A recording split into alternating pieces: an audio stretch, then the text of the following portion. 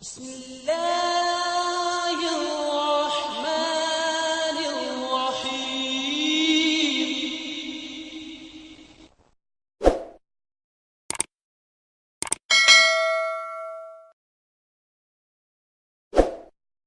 اللہ مجیب صاحب میں جی یہ عرض کرنا چاہتا تھا کہ یہ جو بات ہے کہ کس مسئلے کو کس طرح بنایا جاتا ہے، اور اس سے پہلے اب میں بتاتا ہوں کہ جو بھٹو صاحب سیاست لے کے آئے گلیوں میں بازاروں میں، وہاں ایسے لوگ بیٹھے ہوئے تھے جو ان ڈسپلن تھے.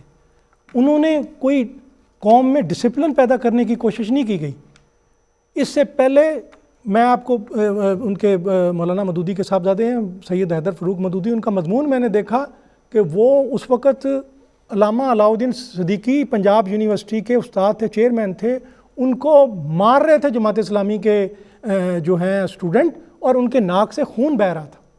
استاد تو باپ کی جگہ ہوتا ہے، لیکن کوئی کسی کا غیرت نہیں آ رہی تھی. اس سے تھوڑا عرصہ پہلے کراچی ہاکسبے پہ ایک واقعہ پیش آیا کہ جہاں گرل اسٹوڈنٹ وہ ادھر سیر پہ گئی ہوئی تھیں، یہ کچھ بوائز یہ اسٹوڈنٹ بھی چلے گئے اور انہوں نے ان سینکڑوں گرل اسٹوڈنٹ کی بے حرمتی کی، لیکن کوئی کسی کی غیرت اس وقت نہیں جاگی.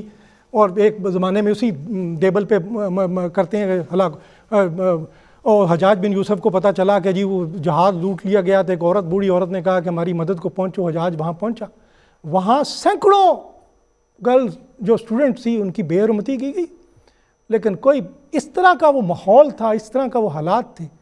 یہ کوئی مسئلہ نہیں ہوتا کہ کسی کا جی وہ ایشو بنا لیا جاتا ہے یا کوئی یہ توہین ہو گئی یا ناموسیت. یہ یوٹیوب پہ شیخ وقاص اکرم صاحب اسمبلی میں تقریر کر رہے ہیں کہ مولویوں نے اللہ تعالیٰ کے مقدس نام کو ٹکڑے ٹکڑے کر کے پھینک دیا ہے. وہ فریاد کر رہے ہیں اونچی اونچی، کوئی نہیں بول رہا، کسی کے کان پہ جوں نہیں ریگ رہی کہ اللہ تعالیٰ کا نام پھاڑ کے پھینک دیا مولویوں نے. تو وہ اس طرح یہ مسئلہ نہیں ہے. روا جہاں ہے ساتھ ایک گاؤں ہے اسٹیشن کے ساتھ، سیدوں کا گاؤں ہے. تو یہ اسٹیشن تو سب کا ہے، مسلمان بھی آتے ہیں، احمدی بھی جاتے ہیں، سب کا ہے، پبلک پلیس ہے ایک، اور خواتین کا ایک احترام کیا جاتا ہے. اور ہم نہانے کے لیے پکنک میں نہر پہ جاتے تھے، ہمیں انسٹرکشن تھی اپنے بڑوں کی طرف سے، آپ نے گاؤں میں کوئی چیز خریدنے کے لیے جانا ہے تو آپ نے نکر اور بنیان پہن کے نہیں جانا، آپ نے پورا لباس پہن کے جانا ہے. یہ ایک کلچر ہے وہاں کا.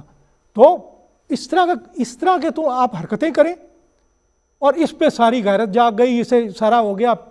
جو مرضی واقعات ہو جائے، اللہ کا نام پھاڑ دیا جائے، استاد کی توہین کی جائے، مار مار کے اس کا جماعت اسلامی کے، میں اس لیڈر کا نام نہیں لیتا، وہ جس نے اسے اپنے استاد کو مارا ادھر، اور کوئی بندہ بول نہیں. اور جو کراچی کا واقعہ اس قدر شرمناک اور اس قدر افسوسناک ہے کہ بندہ بیان نہیں کر سکتا، لیکن اس پہ انہوں نے ایسی کریٹ کر لی فضا بڑے طریقے کے ساتھ.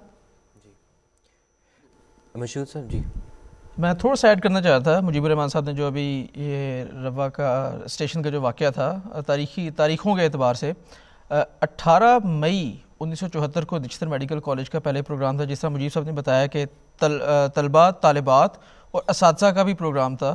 انہوں نے شروع میں 2 بوگیاں جو تھیں وہ بک کروائیں، اور یہ خیبر میل کے ساتھ اٹیچ ہونی تھیں. لیکن جب 18 مئی کو وہ اسٹیشن کے اوپر پہنچے تو ان کو بتایا گیا کہ ان کی ریزرویشن جو تھیں وہ موجود نہیں تھیں، اور جگہ کی قلت کی وجہ سے 2 بوگیوں کی بجائے ان کو 1 بوگی آفر کی گئی. بہرحال 18 مئی کو ان کا پروگرام کینسل ہوا. پھر 22 مئی کو دوبارہ 1 ہی بوگی ان کو دی گئی، اور وہ بجائے خیبر میل کے ساتھ اٹیچ کرنے کی، کیونکہ خیبر میل جو ہے وہ روا سے نہیں گزرتی، اس بوگی کو چناب ایکسپریس کے ساتھ اٹیچ کیا گیا، کیونکہ چناب ایکسپریس جو ہے وہ روا سے گزر کے جاتی ہے. 2 کی بجائے 1 بوگی، اور اساتذہ اور طالبات جو تھا ان کا پروگرام کینسل کر دیا گیا، اور صرف جو طلباء تھے وہ اس کے اندر سوار ہو کے پہلے 22 تاریخ کو آئے، جس طرح مجیب الرحمان صاحب نے بتایا. روا میں کوئی ری ایکشن ان کے خلاف نہیں ہوا. پھر جب وہ واپس آ رہے تھے تو واپس بھی چناب ایکسپریس کے اوپر ہی آئے، اور 29 مئی کو وہاں سے گزرے، اور 29 مئی کو پھر وہاں پہ اسٹیشن کے اوپر کانفرنٹیشن ہوئی. تھوڑا سا میں اس میں مزید ایڈ کرتا چلوں کہ اب یہ 29 مئی کا واقعہ تھا. 30 جون کو فسادات کا آغاز ہوا وہاں پہ. اگر ہم تھوڑا سا بیک ٹریک کریں تو 6 سے 10 مارچ 1974، یعنی کہ تقریباً 1.5 مہینہ پہلے سعودی عرب میں رابطہ عالم اسلامی کی ایک کانفرنس ہوئی، اور یہ ایک آرگنائزیشن تھی. اس آرگنائزیشن کی کانفرنس کے اندر مختلف اسلامی ممالک کے وفود نے شرکت کی، جس میں کے اندر سے پاکستان سے بھی جو اوقاف کے سیکریٹری تھے ٹی ایچ قریشی، انہوں نے شرکت کی، اور اس کانفرنس کے اندر جماعت احمدیہ کے خلاف قراردادیں منظور کی گئیں، اور جس کے اندر جو بڑی گلیئرنگ بات تھی کہ انہوں نے کہا کہ جی جو اسلامی ممالک ہیں وہ اپنے اپنے ملکوں میں جماعت احمدیہ کو غیر مسلم اقلیت قرار دیں اور ان کی املاک اور جائیدادیں ضبط کر کے مسلمانوں کے اندر تقسیم کی گئیں۔ اب یہ قرارداد وہاں پہ پیش کی، اور گورنمنٹ آف پاکستان کی نمائندگی ٹی ایچ قریشی جو سیکریٹری اوقاف تھے وہ کر رہے تھے، انہوں نے گورنمنٹ آف پاکستان کی طرف سے اس قرارداد کے اوپر سائن کر دیے۔ اب یہ ایک آفیشیل گورنمنٹ کی طرف سے بیکنگ تھی۔ اس سے پہلے جس طرح پہلے میں ذکر کر چکا ہوں کہ عالمی اسلامی سربراہان کی کانفرنس لاہور میں ہوئی تھی، تو اینی وے پوائنٹ یہ تھا کہ سعودی عرب کے اندر یہ قرارداد پہلے پاس ہوئی۔ اس قرارداد کے فوراً 1 یا سوا مہینے کے بعد یہ روا کے اندر جو ہے یہ واقعہ ہو جاتا ہے۔ اگلے ہی دن 30 تاریخ کو ملک گیر فسادات شروع ہو جاتے ہیں، 21 احمدیوں کی شہادت ہوئی، اور پھر بلکہ فگرز ڈیفر کر سکتے ہیں اس میں، بے شمار سینکڑوں دکانیں جلائی گئیں، لوٹ مار کی گئی، فیکٹریوں کے اوپر قبضے کیے گئے، سینکڑوں شہادتیں ہوئیں۔ اچھا، پھر جسٹس ہمدانی کا ٹرائبیونل بنایا گیا، جس طرح سے اگین مجیب الرحمان صاحب نے اس کا ذکر کیا۔ ٹرائبیونل نے اپنی کارروائی شروع ہوئی۔ 18 جولائی کو 1974 کو حضرت خلیفۃ المسیح ثالث رحمہ اللہ ٹرائبیونل کے سامنے پیش ہوئے، اپنی وہاں پہ انہوں نے ایویڈنس ریکارڈ کروائی۔ اچھا، 18 جولائی کو ایویڈنس ریکارڈ ہو رہی ہے، اس سے پہلے 30 جون کو فسادات شروع ہو رہے ہیں۔ 13 جون کو بھٹو صاحب نیشنل اسمبلی کے اندر یہ بات بیان کر رہے ہیں کہ جی یہ جو قادیانی جماعت کا مسئلہ ہے یہ ہم عوام کی امنگوں کے مطابق اس کا فیصلہ کریں گے۔ اچھا، اس میں وہ سواد اعظم کہاں گیا اور اسلامک ڈیبیٹس کہاں گئیں، کوئی اس کا ذکر نہیں۔ بہرحال 22 اور 23 جولائی کو اسمبلی کے اندر یہ کارروائی شروع ہوئی تھی۔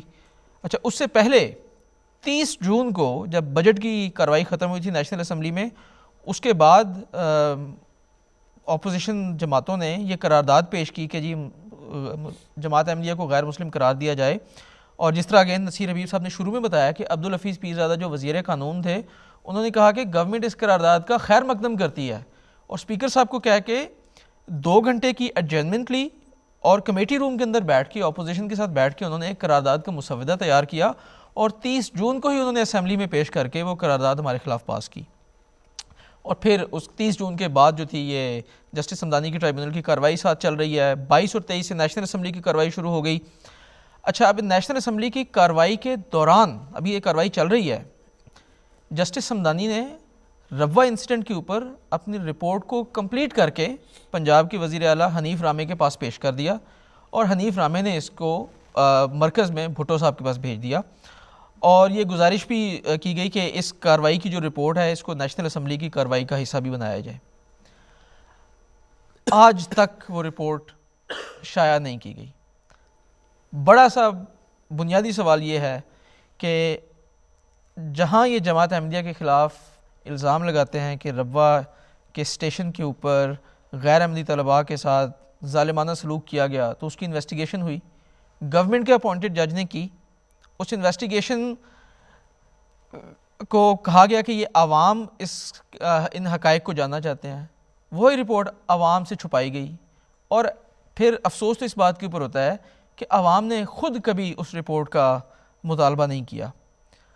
اور پھر اسی طرح سے آپ دیکھیں کہ 7 ستمبر کو انہوں نے جماعت احمدیہ کو غیر مسلم ڈکلیئر قرار دیا۔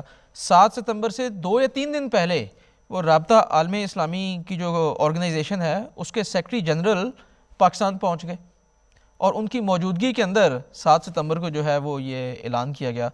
تو کہنے کا مقصد یہ ہے کہ اگر آپ روا کے انسیڈنٹ سے چند مہینے پیچھے کے حالات دیکھیں اور اسی طرح سے چند مہینے آگے کے حالات دیکھیں، تو یہ تقریباً 7 مہینے کا ٹائم پیریڈ بنتا ہے۔ اس 7 مہینے کے ٹائم پیریڈ کے اندر یکے بعد دیگرے کئی انسیڈنٹس انفولڈ ہوتے ہیں اور پھر اپنے انجام کو پہنچتے ہیں۔ تو کوئی عام بندہ بھی اس سے گیس کر سکتا ہے کہ یہ ساری باتیں پلان تھیں، جس طرح سے خلیفۃ المسیح ثالث رحمہ اللہ نے ایسوسیٹڈ پریس کو انٹرویو دیتے ہوئے بتایا کہ یہ فسادات یہ حکومت نے خود کرائے، اور جماعت احمدیہ کے خلاف ایک شوشہ کھڑا کیا، ایک ڈھونگ بنایا، ایک ڈرامہ رچایا، اور صرف وہ چیز کہ جس کا فیصلہ گورنمنٹ پہلے سے کر چکی تھی، یعنی کہ احمدیوں کو غیر مسلم قرار دینا، اس اینڈ کو میٹ کرنے کے لیے یہ سارے ڈرامے کی کارروائی کی گئی. اگر اس میں حقیقت ہوتی تو جسٹس ہمدانی کی رپورٹ آج پیش کر دیں.